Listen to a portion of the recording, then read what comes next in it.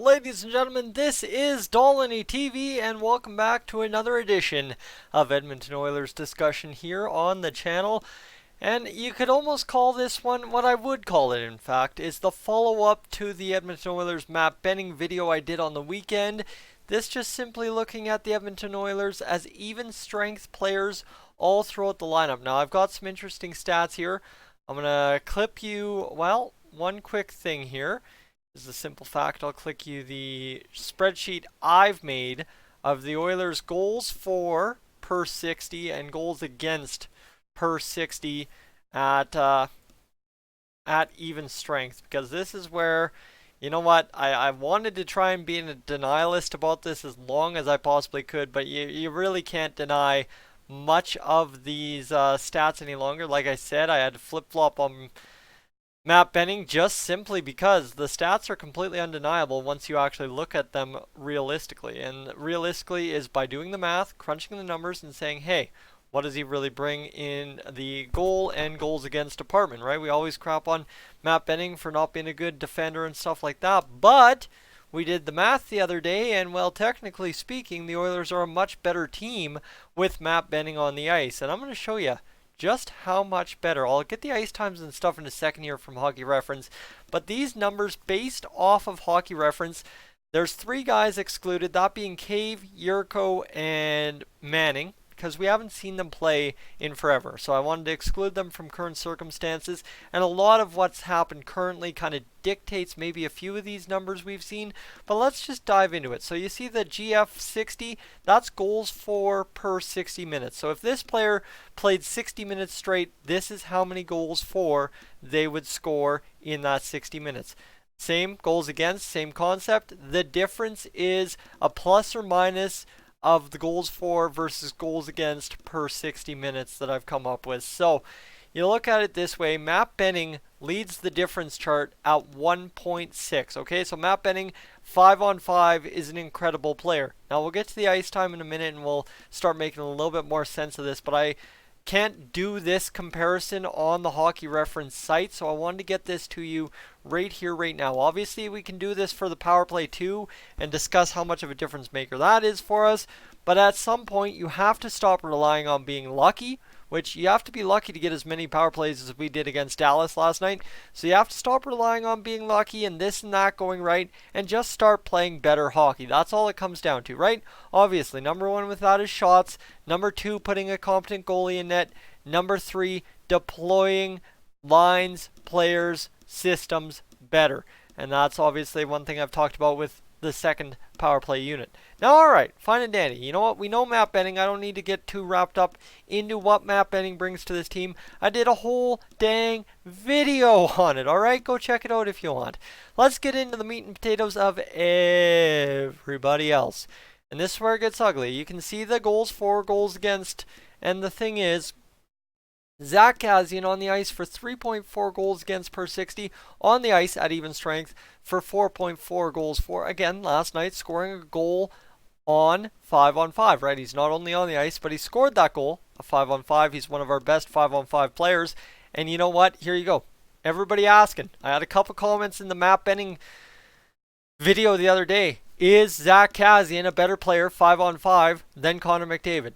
Short answer, simple answer, abso-friggin-lutely he is, by a whole half a goal more per 60 minutes. Now we're not talking, like, how much is half a goal going to make the difference? That's a goal extra per 2 games, okay? We're not talking landmark victories here, but it's enough. It's enough to make a difference in a 2-1 final against the Dallas Stars, right? That's the difference. Risky business is as risky business does. And well, ladies and gentlemen, you pull out a win like we did last night. Risky business is as risky business does. But you look at the numbers here, and you look at that Zach Kassian 1+ goal over Connor McDavid, well, 0.5. Suddenly, there you go. Maybe there's your difference maker. I'm not arguing this is the end-all, be-all. I'm not a fancy stats guy. As you see, if you've tuned into the channel since November 12th or 19th, whatever it was last year when I started full-time doing this, I have never been a fancy stats guy. Up until that map bending video, I did not dabble in the fancy stats showing you, oh my goodness, this is how you break it. No, I couldn't be bothered. But, you know what? Now, A, I'm filling content, I'll be honest. But B, the Edmonton Oilers have some interesting numbers we have to look at here in the fancy stats. And the 5-on-5 is a conversation we need to have at some point. And you know what? Today we're having it. So then you have McDavid at 0.5 difference, 4 versus 3.5. Chiasson at 2 versus 1.8. He's actually inside the top 5 and the only 5 that are better players, plus players on the ice at even strength. Craziness. Absolutely craziness. The Oilers only have 5 players, and Draisaitl, the only other one there, at 0.1 goals for plus over goals against at even strength.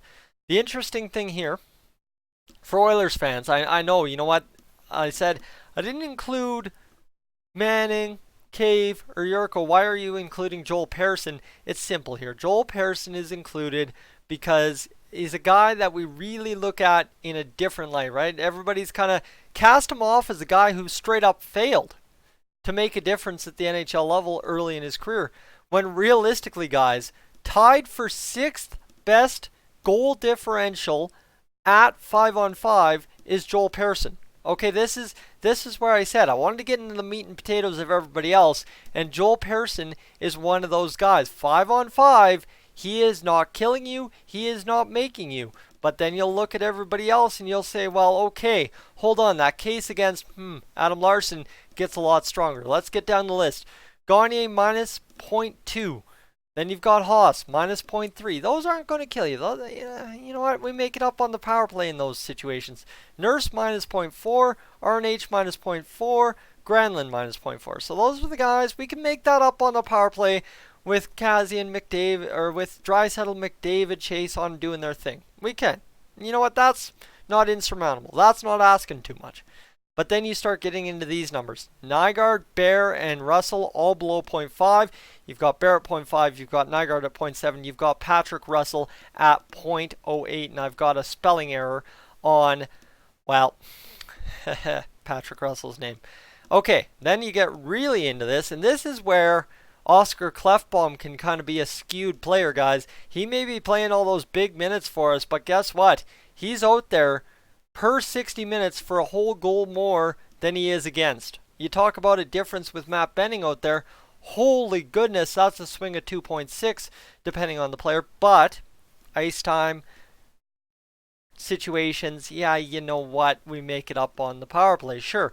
James Neal, this is one that's getting harder to justify by the day because you kind of look at the evolving power play. The Oilers refuse to use 2 units. Instead, they use a 5th and 6th man on the top unit, that being Chiasson and Neal.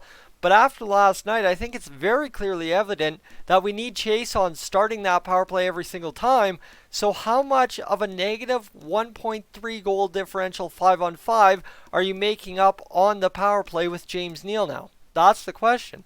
And I'm not saying, you know what, James Neal's a terrible player or anything like that. Remember, I'm not big into the fancy stats, believing all this stuff, and saying it's the game-changing stuff, because heart and determination will win you more hockey games than this. But this is the basic math that says 5-on-5, a lot of these guys have a problem. All right, good enough on Neal. Good enough on Neal. Let's get to Jones and Larson. Negative 1.4 for Jones. Negative 1.9 for Adam Larsson. And sure, that's going to change, but how does that change if you've got his D partner Klefbom at a negative 1, right? It's not like Klefbom's suddenly going to just start scoring himself out of craziness 5-on-5 when he's playing all those big minutes, playing the full 2 minutes every power play, it seems.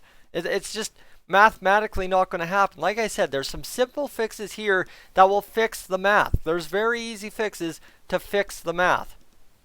All right, Jujhar Khaira, guys, this is where we start getting into ugly territory. And you know what? Early in the season, all this line needed to do was score some goals. But now you see that third line we started with this season.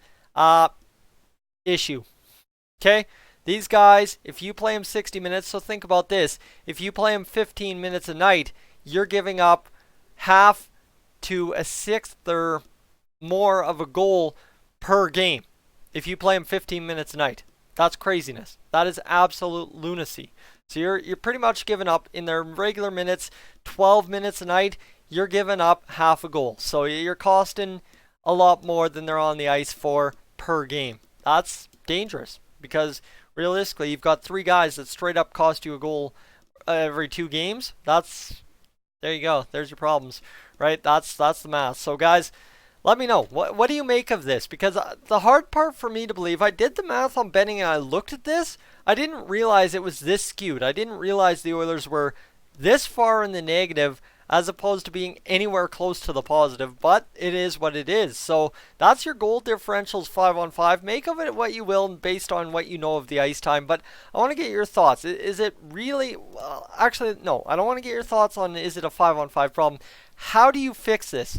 I don't want to hear the Oilers just have to have this go right, that go right. How do you get things to go right? How do you make things right? I don't want negativity. I want solutions, people. Solutions. Let's get to them in the comments section down below. Guys, I'm Tyson. This is Dolynny TV.